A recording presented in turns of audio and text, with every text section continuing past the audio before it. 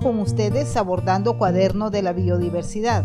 En este caso hablaremos sobre las semillas registradas y certificadas o semillas campesinas, nativas y criollas. Nuestra invitada es la doctora en biología Elizabeth Bravo de la Acción Ecológica. Bienvenida, Elizabeth. ¿Podemos explicar qué representan las semillas campesinas y las amenazas que existen desde los gobiernos y que tienen que ver las patentes y las leyes de derechos de obtentor? Las semillas nativas o campesinas son las semillas que han usado en la agricultura desde que se creó la agricultura hace miles de años y que son la base de la producción de alimentos y para cubrir las necesidades de las comunidades en todo el mundo para asegurar la soberanía alimentaria. Y son semillas que han ido evolucionando con el tiempo de acuerdo a las necesidades de los campesinos. Ahora, ¿cuál es el problema con la semilla campesina? Que a diferencia de otras mercancías, primero que la semilla no es una mercancía, pero las empresas quieren hacerle una mercancía y no es tan fácil como, por ejemplo, una computadora. Uno tiene una computadora y si se le daña la computadora, tiene que comprarse otra.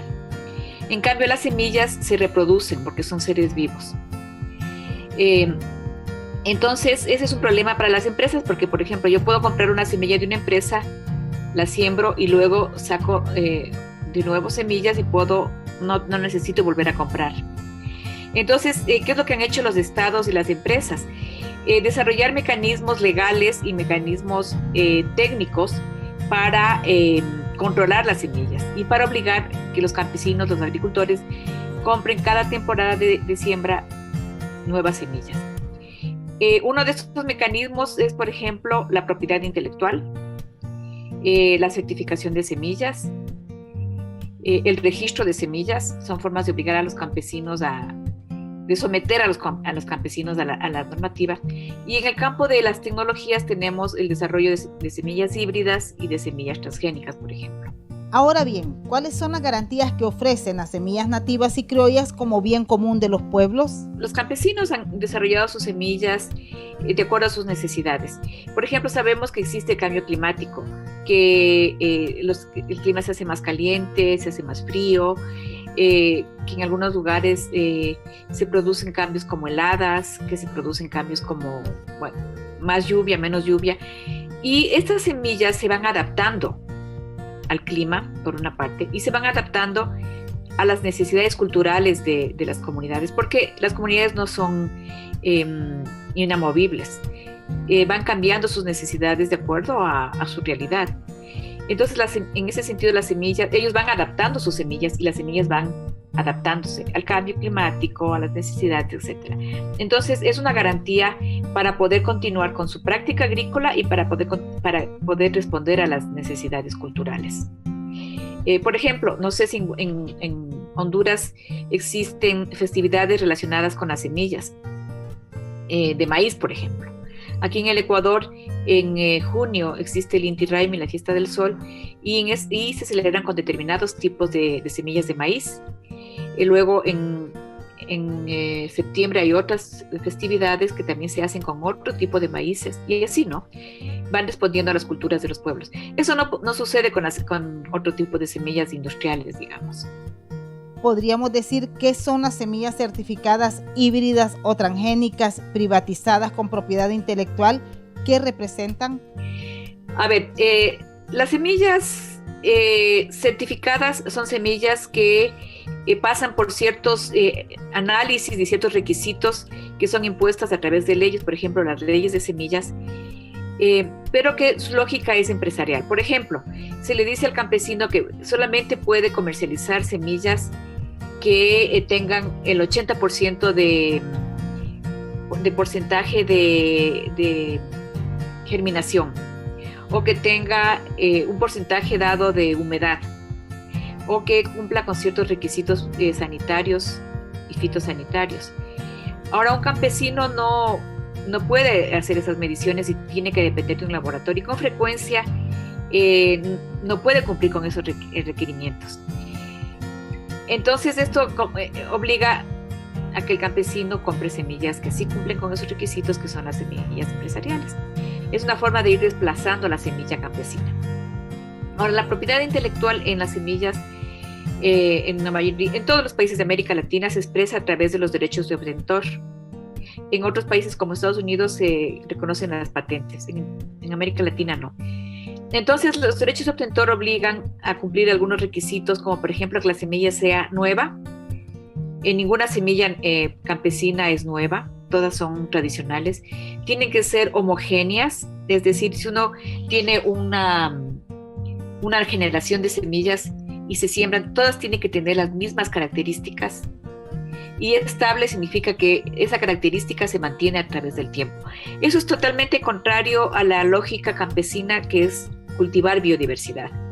Cultivar semillas de acuerdo a sus necesidades, como decíamos antes, ¿no? El clima, necesidades culturales, etc. Entonces, eso serían las semillas certificadas, y las semillas con propiedad intelectual generalmente son semillas de empresas, que son las que pueden registrar nuevas semillas. Ahora, las semillas híbridas son semillas que son producidas por empresas también, pueden ser también por campesinos, pero los campesinos no producen semillas híbridas. Y son semillas que se mezclan entre dos características que son muy extremas. Son tan extremas que en la siguiente generación se produce un tipo de semilla que tiene excelentes cualidades. Por ejemplo, son muy productivas. Por ejemplo, que se quiera una semilla que tenga mayor cantidad de almidón, entonces se produce eso. Pero en la siguiente generación son estériles, o no se reproducen, o se pierden las características por las cuales se produjo el híbrido. Entonces, eso significa que el campesino que compra semillas híbridas tiene que volver a comprarlas. Generalmente, en América Latina, la mayoría de semillas híbridas son semillas de hortalizas, por ejemplo, de brócoli, de lechuga, de lo que nos comemos todos los días. Casi todas esas semillas provienen de empresas transnacionales, muchas de ellas de Estados Unidos o de Europa. También hay algunas de Japón. También en el maíz hay semillas híbridas. Esas serían las semillas híbridas, que, como decía antes, es un mecanismo que tienen las empresas para obligarle al campesino a volver a comprar sus semillas. Y las transgénicas, en cambio, son semillas, esas sí, hechas en laboratorio.